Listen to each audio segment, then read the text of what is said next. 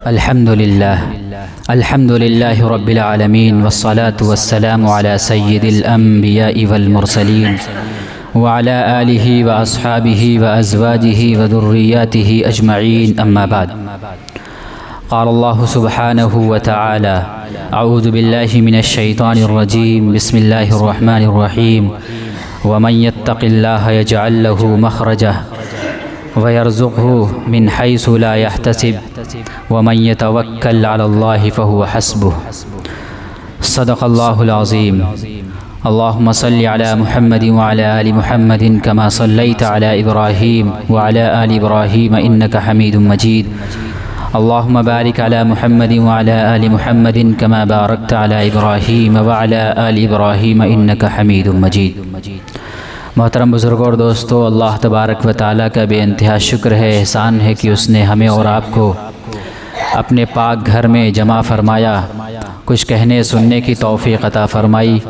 دعا کریں کہ اللہ تبارک و تعالیٰ ہم سب کو ان باتوں پر عمل کرنے کی توفیق عطا فرمائے. میں آپ حضرات کی خدمت میں سرکار دو عالم صلی اللہ علیہ وسلم کی ایک حدیث بیان کروں گا. اس حدیث میں اللہ کے رسول صلی اللہ علیہ وسلم نے جو نصیحتیں بیان فرمائی ہیں، ان نصیحتوں کو بیان کرنے سے پہلے آپ صلی اللہ علیہ وسلم نے ان کی اہمیت، ان کی عظمت، ان کی بڑائی اور ان کا بنیادی ہونا عجیب و غریب انداز میں بیان فرمایا ہے. اس سے اندازہ لگا سکتے ہیں کہ وہ نصیحتیں کتنی اہم ہوں گی، کتنی بنیادی ہوں گی. تو جو شخص ان نصیحتوں پر عمل کرے گا تو انشاءاللہ دنیا میں بھی اور آخرت میں بھی کامیاب ہوگا. حضرت ابو ذر رضی اللہ تعالی عنہ سے مروی ہے کہ اللہ کے رسول صلی اللہ علیہ وسلم ان سے مخاطب ہوئے اور ارشاد فرمایا کہ اے ابو ذر، میں تم کو کچھ نصیحتیں کرنا چاہتا ہوں. ان کو توجہ سے سننا، ان کو یاد رکھنا، ان میں غور و فکر کرنا اور ان پر عمل کرنے کی کوشش کرنا. یہ کہہ کر آپ صلی اللہ علیہ وسلم خاموش ہو گئے. بس اتنا ہی فرمایا. پھر دوسرا دن ہوا، پھر آپ صلی اللہ علیہ وسلم حضرت ابو ذر رضی اللہ تعالیٰ عنہ سے مخاطب ہوئے اور ارشاد فرمایا کہ اے ابو ذر، میں تم کو کچھ نصیحتیں کرنے والا ہوں. ان نصیحتوں کو توجہ سے سننا، ان کو یاد رکھنا، ان میں غور و فکر کرنا اور ان پر عمل کرنے کی کوشش کرنا. پھر آپ خاموش ہو گئے. حضرت ابو ذر رضی اللہ تعالیٰ عنہ فرماتے ہیں کہ میں منتظر رہا، میں انتظار میں رہا کہ آگے آپ کیا فرمائیں گے، لیکن آپ نے کچھ نہیں فرمایا. پھر تیسرا دن ہوا، پھر آپ صلی اللہ علیہ وسلم نے فرمایا کہ ابو ذر، میں تم کو کچھ نصیحتیں کرنا چاہتا ہوں، ان کو تم دھیان سے سننا، یاد رکھنا، غور و فکر کرنا اور ان پر عمل کرنے کی کوشش کرنا. یہ سلسلہ مسلسل چلتا رہا، روزانہ برابر چلتا رہا، یہاں تک کہ 6 دن ہو گئے کہ میں تم کو کچھ نصیحتیں کرنا چاہتا ہوں، ان کو یاد بھی رکھنا، ان میں غور و فکر بھی کرنا اور ان پر عمل بھی کرنا، ان پر عمل کرنے کی کوشش کرنا. اب اندازہ لگائیں کہ وہ نصیحتیں کتنی اہم ہوں گی، کتنی اہم وہ نصیحتیں ہوں گی کہ نبی اکرم صلی اللہ علیہ وسلم کس طرح توجہ دلا رہے ہیں. جب کوئی بات اہم ہوتی ہے، بنیادی ہوتی ہے، بہت بڑی بات ہوتی ہے کہ سننے والا بھرپور متوجہ ہو جائے، اس کے بعد اپنی بات کہی جائے، تو اس سے اندازہ لگا سکتے ہیں کہ وہ بات کتنی اہم ہوگی، وہ نصیحتیں کتنی اہم ہوں گی. وہ نصیحتیں بیان کرنے سے پہلے میں یہ عرض کر دوں کہ قرآن و احادیث میں جتنی بھی باتیں موجود ہیں وہ کوئی نئی نہیں ہیں. کوئی یہ نہ سمجھے کہ آج جو بات ہونے جا رہی ہے وہ شاید کوئی نئی بات ہو، ایسی بات ہو کہ آج سے پہلے نہ میں نے کبھی پڑھی ہو نہ کبھی سنی ہو. ایسی بات نہیں ہے.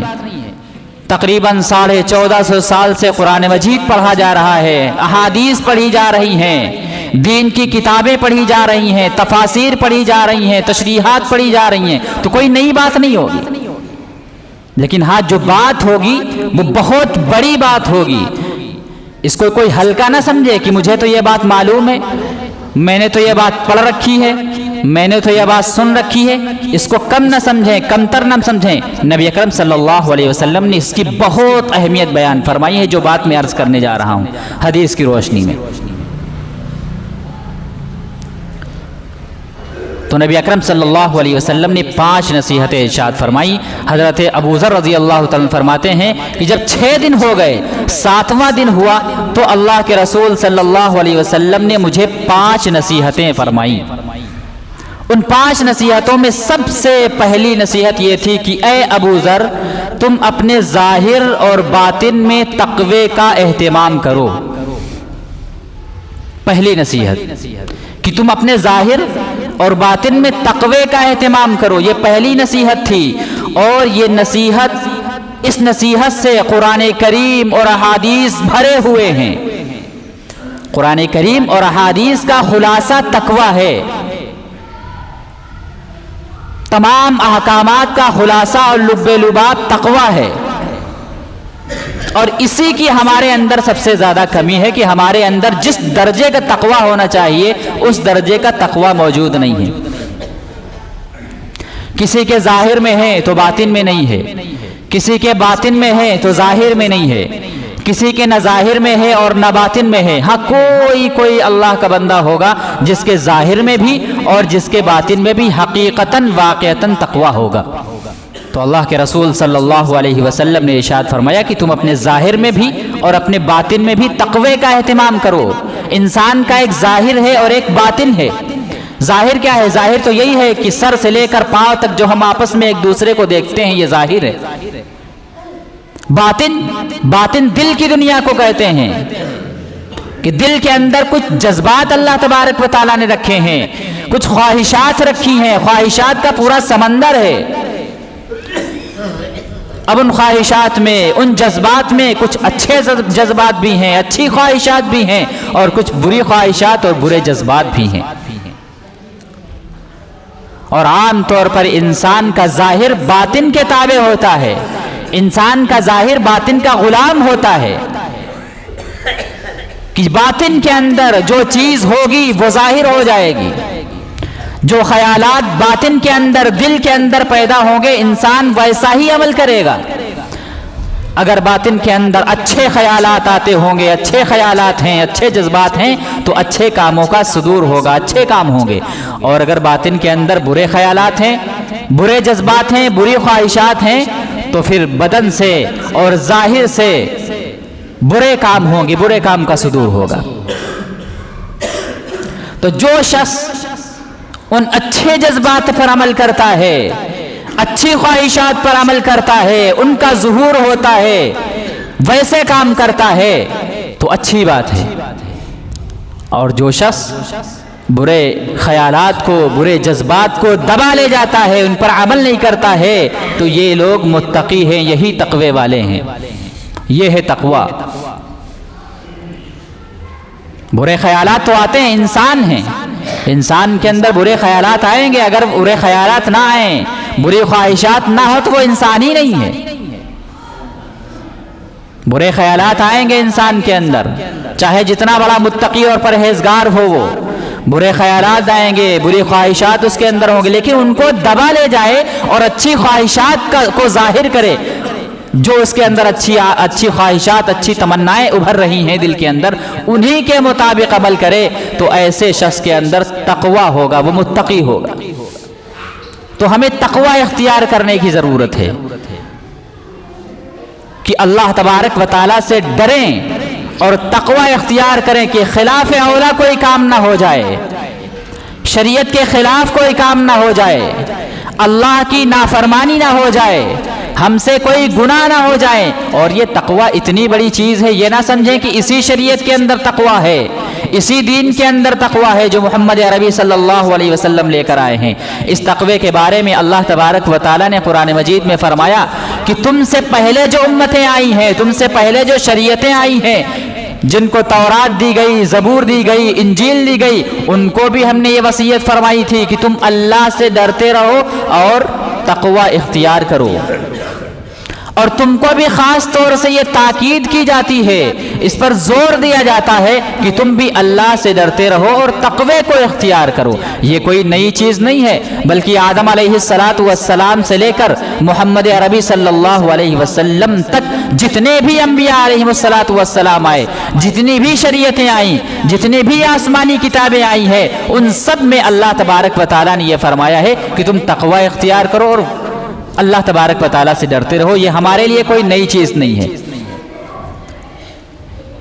تو اللہ تبارک و تعالیٰ نے جس طریقے سے سابقہ امتوں میں اور سابقہ امتوں کو یہ فرمایا تھا کہ تم اللہ سے ڈرو، تقوی اختیار کرو، اسی طریقے سے مسلمانوں کو بھی تاکید کی جا رہی ہے کہ تم اللہ سے ڈرتے رہو اور تقوی اختیار کرو۔ نبی پاک صلی اللہ علیہ وسلم نے اس آیت کے بارے میں یہ ارشاد فرمایا جو آیت میں نے ابھی آپ حضرات کے سامنے خطبے میں پڑھی تھی۔ فرمایا کہ جو اس آیت پر عمل کر لے وہ آیت اس کے لیے کافی ہو جائے گی۔ جو شخص اس آیت پر عمل کر لے تو آیت اس کے لیے کافی ہو جائے گی۔ اس آیت کا مطلب یہ ہے کہ جو شخص تقوی اختیار کرتا ہے، اللہ سے ڈرتا ہے، تو اللہ تبارک و تعالیٰ اس کی مصیبتوں، اس کی پریشانیوں کا حل نکال دیتے ہیں۔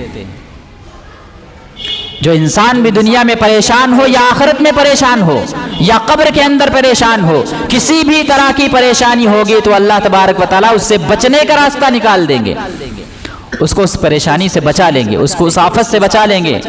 اب ہر انسان چاہتا ہے کہ اس کو دنیا کی بھی مصیبت نہ آئے، دنیا میں بھی تکلیف نہ ہو، رنج نہ ہو، دکھ نہ ہو۔ جب قبر کے اندر پہنچے تو قبر میں بھی تکلیف نہ ہو، سانپ اور بچھو مسلط نہ ہو، قبر کا عذاب نہ ہو، قبر جنت کے باغوں میں سے ایک باغ بن جائے، اور جب قیامت کا دن آئے تو قیامت میں بھی حساب و کتاب نہ ہو، وحشت کا عالم نہ ہو، بلکہ بغیر حساب کتاب کے جنت میں داخلہ اس کو مل جائے۔ ہر آدمی یہ چاہتا ہے۔ تو جو شخص تقوی اختیار کرے گا تو اللہ تبارک و تعالیٰ مصیبتوں سے نکلنے کا راستہ اس کو بتا دیں گے۔ دو انعامات اللہ تبارک و تعالیٰ نے فرمائے ہیں کہ ایک انعام تو یہ ہے کہ اس کو مصیبتوں سے بچا لیں گے، چاہے وہ دنیا کی مصیبت ہو یا قبر کی مصیبت ہو یا قیامت کے دن کی مصیبت ہو، اور دوسرا انعام اس کو اللہ تبارک و تعالیٰ یہ عطا فرمائیں گے جس کے لیے ہم اور آپ پریشان رہتے ہیں، روزی کے لیے، رزق کے لیے، کہ ہم نہ جانے کیا کیا کرتے ہیں، حلال طریقے سے بھی کماتے ہیں، حرام طریقے سے بھی کماتے ہیں، حلال اور حرام کی پرواہ نہیں کرتے، اس میں تمیز نہیں کرتے، اس میں فرق نہیں کرتے کہ پیسہ آنا چاہیے، روزی آنا چاہیے، چاہے حرام طریقے سے آئے یا حلال طریقے سے آئے، کسی بھی طریقے سے آئے، چاہے جوا کھیل کر کے آئے، چاہے رشوت دے کر کے آئے، چاہے سود لے دے کر کے آئے، کسی بھی طریقے سے آئے، ہمارے پاس روزی آنا چاہیے، پیسے آنا چاہیے۔ تو فرمایا جو اللہ تعالیٰ سے ڈرتا ہے، جو اللہ تبارک و تعالیٰ سے تقوی اختیار کرتا ہے اپنے ظاہر میں بھی اور اپنے باطن میں بھی، تو فرمایا کہ روزی میں اللہ تبارک و تعالیٰ برکت عطا فرماتے ہیں جس کے لیے ہم اور آپ پریشان رہتے ہیں۔ تو جو شخص بھی تقوی اختیار کرے گا اور جتنا زیادہ تو تقوی اختیار کرے گا اللہ تبارک و تعالیٰ اس کو اتنی ہی نعمتیں نوازیں گے، بہت زیادہ نعمتوں سے اللہ تبارک و تعالیٰ نوازے گا، دنیا میں بھی اور آخرت میں بھی، اور آخرت کی سب سے بڑی نعمت جنت الفردوس ہے۔ اللہ تبارک و تعالیٰ نے 7 طرح کی جنتیں پیدا فرمائی ہیں، 7 قسمیں ہیں، ان میں سب سے جو بالائی حصے پہ ہے، سب سے اونچائی پہ ہے، وہ جنت الفردوس ہے، اور اس کے اوپر اللہ تبارک و تعالیٰ کا عرش ہے۔ فرمایا کہ جنت الفردوس ہی سب سے بہترین جنت ہے، اس میں ہی بھرپور نعمتیں ہیں، اس میں ہی رونقیں ہیں۔ اسی لیے نبی اکرم صلی اللہ علیہ وسلم نے ارشاد فرمایا کہ جب تم اللہ تبارک و تعالیٰ سے دعا کیا کرو، اللہ تبارک و تعالیٰ سے جنت مانگا کرو، تو جنت الفردوس مانگا کرو، صرف جنت نہ مانگا کرو، کیونکہ اللہ تبارک و تعالیٰ تو بڑا مہربان ہے، اس کے خزانے میں کسی چیز کی کمی نہیں ہے، تو جنت الفردوس مانگا کرو۔ تو جو شخص تقوی اختیار کرے گا، اللہ سے ڈرے گا، گناہوں سے بچے گا، اللہ کی نافرمانیوں سے بچے گا، تو اللہ تبارک و تعالیٰ اس کو 2 انعامات سے نوازیں گے، ایک مصیبتوں سے بچا لیں گے، تکلیفوں سے بچا لیں گے، وہ تکلیفیں چاہے دنیا کی ہوں، چاہے قبر کی ہوں، چاہے آخرت کی ہوں، اور دوسرا انعام وہ فرمائیں گے کہ اس کو اس کی روزی میں برکت عطا فرمائیں گے۔ اب تقوی آئے گا کیسے؟ میں اپنی بات ختم کر رہا ہوں کہ تقوی کس طرح آئے گا، تو اس کو اچھی طرح سمجھ لیں کہ کسی اللہ والے سے رابطہ قائم کرے، متبع سنت جو ہو، جو سنتوں پر عمل کرنے والا ہو، واقعی اللہ کا بندہ ہو، اللہ کی فرما برداری کرنے والا ہو، نبی اکرم صلی اللہ علیہ وسلم کی سنتوں پر عمل کرنے والا، متبع سنت ہو، اس سے تعلق قائم کریں، اس سے رہنمائی لیں، اس سے ملتے رہیں، اس سے رہنمائی لیتے رہیں۔ ایک طریقہ یہ ہے، اور دوسرا طریقہ اپنا محاسبہ کریں، اپنا محاسبہ کریں۔ جب پورا دن گزر جائے، شام کو اپنا محاسبہ کریں کہ ہم نے کیا کیا دن بھر، کیا نیک کام کیا، کیا غلط کام کیا۔ محاسبہ کریں اپنا کہ حرام کمایا کہ حلال کمایا، کہاں ہم نے ڈنڈی ماری ہے۔ ہم دکان کر رہے ہیں، دکان میں ہم نے کب جھوٹ کے مال بیچا ہے، کوئی بھی کاروبار کر رہے ہوں، کوئی بھی کام کر رہے ہیں، اپنا محاسبہ کریں رات کو شام کو کہ ہم نے اپنا پورا دن کس طریقے سے گزارا ہے، کیا کمی کیا کوتاہی کی ہے، پھر اللہ تبارک و تعالیٰ سے معافی مانگیں۔ اور تیسرا کام یہ کریں کہ اللہ تبارک و تعالیٰ کا ذکر کرتے رہیں، اپنی زبان کو اللہ تبارک و تعالیٰ کے ذکر سے تر رکھیں اور اللہ تبارک و تعالیٰ کی نافرمانیوں سے بچتے رہیں، تو اللہ تبارک و تعالیٰ ہمارے دلوں کے اندر تقویٰ پیدا فرما دے گا۔ اللہ تبارک و تعالیٰ سے دعا ہے کہ اللہ تبارک و تعالیٰ ہمیں ان باتوں پر عمل کرنے کی توفیق عطا فرمائے۔ وآخر دعوانا ان الحمد للہ رب العالمین۔ جن لوگوں نے سنتیں نہ پڑھی وہ سنتیں ادا